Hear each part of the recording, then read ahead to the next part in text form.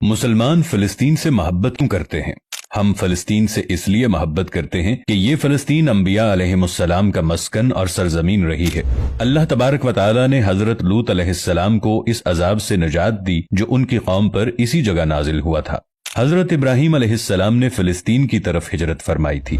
حضرت داؤد علیہ السلام نے اسی سرزمین پر سکونت رکھی اور یہیں پر ایک محراب بھی تعمیر فرمایا تھا۔ حضرت سلیمان علیہ السلام نے اسی ملک میں بیٹھ کر ساری دنیا پر حکومت فرمائی۔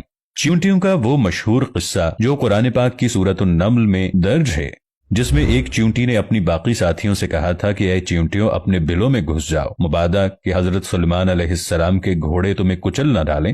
یہی اس ملک میں واقع اسقلان شہر کی ایک وادی میں پیش آیا تھا، جس کا نام بعد میں وادی النمل یعنی چیونٹیوں کی وادی رکھ دیا گیا تھا۔ حضرت زکریہ علیہ السلام کا محراب بھی اسی شہر میں ہے۔ حضرت موسیٰ علیہ السلام نے اسی ملک کے بارے میں اپنے ساتھیوں سے کہا تھا کہ اس مقدس شہر میں داخل ہو جاؤ۔ انہوں نے اس شہر کو مقدس اس کے شرک کے پاک ہونے اور انبیاء علیہ السلام کا مسکن ہونے کی وجہ سے کہا تھا۔ اس شہر میں کئی معجزات وقوع پذیر ہوئے، جن میں ایک کنواری بیوی حضرت مریم علیہ السلام کے بطن سے حضرت عیسیٰ علیہ السلام کی ولادت مبارکہ بھی ہے۔ حضرت عیسیٰ علیہ السلام کو جب ان کے قوم نے قتل کرنا چاہا تو اللہ تبارک و تعالی نے انہیں اسی سرزمین سے آسمان پر اٹھا لیا تھا۔ قیامت کی علامت میں سے ایک حضرت عیسیٰ علیہ السلام کا زمین پر واپس تشریف لانا اسی شہر کے مقام سفید مینار کے پاس ہوگا۔ اسی شہر کے ہی مقام باب لد پر حضرت عیسیٰ علیہ السلام مسیح دجال کو قتل کریں گے۔ فلسطین ہی ارض محشر ہے۔ اسی شہر سے ہی یاجوج ماجوج کا زمین میں قتال اور فساد کا کام شروع ہوگا۔ اسی شہر میں وقوع پذیر ہونے والے قصوں میں سے ایک قصہ طالوت اور جالوت کا بھی ہے۔ فلسطین کو نماز کی فرضیت کے بعد مسلمانوں کا قبلہ اول ہونے کا اعزاز بھی حاصل ہے۔ ہجرت کے بعد حضرت جبرائیل علیہ السلام دوران نماز ہی حکم ربی سے آقا علیہ السلام کو مسجد اقصی سے بیت اللہ یعنی مکہ مکرمہ کی طرف رخ کرا گئے تھے، اور جس مسجد میں یہ واقعہ پیش آیا وہ مسجد آج بھی مسجد قبلتین کہلاتی ہے۔ حضور اکرم صلی اللہ علیہ وآلہ وسلم معراج کی رات آسمان پر لے جانے سے پہلے مکہ مکرمہ سے یہاں بیت المقدس یعنی فلسطین لائے گئے۔ سرکار دو عالم صلی اللہ علیہ وآلہ وسلم کی اقتداء میں انبیاء علیہ السلام نے یہاں نماز ادا فرمائی۔ اس طرح فلسطین ایک بار پھر سارے انبیاء کا مسکن بن گیا۔ سیدنا ابو ذر رضی اللہ عنہ کہتے ہیں کہ میں نے رسول اللہ صلی اللہ علیہ وآلہ وسلم سے عرض کیا کہ زمین پر سب سے پہلی مسجد کون سی بنائی گئی؟ تو آپ نے فرمایا کہ مسجد الحرام یعنی خانہ کعبہ۔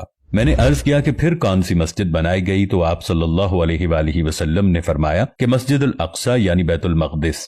میں نے پھر عرض کیا کہ ان دونوں کے درمیان کتنا فاصلہ تھا؟ آپ صلی اللہ علیہ وآلہ وسلم نے فرمایا کہ 40 برس کا، اور تو جہاں بھی نماز کا وقت پالے وہیں نماز ادا کر لے، بس وہ مسجد ہی ہے۔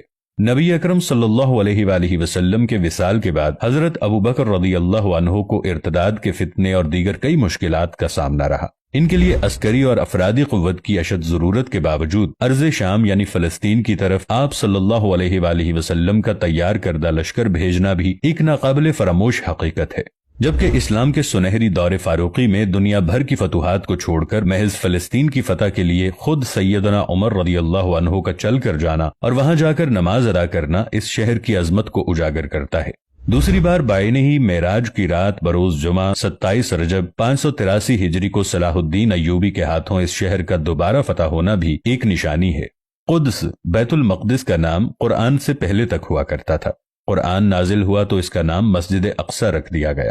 قدس اس شہر کی اس تقدیس کی وجہ سے ہے جو اسے دوسرے شہروں سے ممتاز کرتی ہے۔ اس شہر کے حصول اور اسے رومیوں کے جبر و استبداد سے بچانے کے لیے 5000 سے زائد صحابہ کرام نے جام شہادت نوش کیا، اور شہادت کا باب آج تک بند نہیں ہوا۔ یہ سلسلہ ابھی تک جاری ہے، اسی لیے یہ شہر شہیدوں کا شہر ہے۔ مسجد اقصی اور بلاد شام کی اہمیت بالکل حرمین شریفین جیسی ہے۔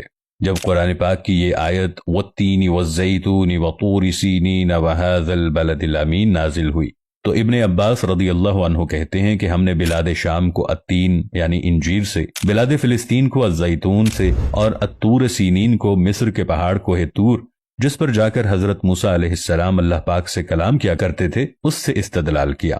اور قرآن پاک کی یہ آیت مبارکہ وَلَقَدْ كَتَبْنَا فِي الزَّبُورِ مِن بَعْدِ الذِّكْرِ أَنَّ الْأَرْضَ يَرِثُهَا عِبَادِيَ الصَّالِحُونَ، اس آیت سے یہ استدلال لیا گیا کہ امت محمد حقیقت میں اس مقدس سرزمین کی وارث ہے، جبکہ فلسطین کی عظمت کا اندازہ اس بات سے بھی لگایا جا سکتا ہے यहाँ पर पढ़ी जाने वाली हर नमाज का अज्र 500 गुना बढ़ा कर दिया जाता है।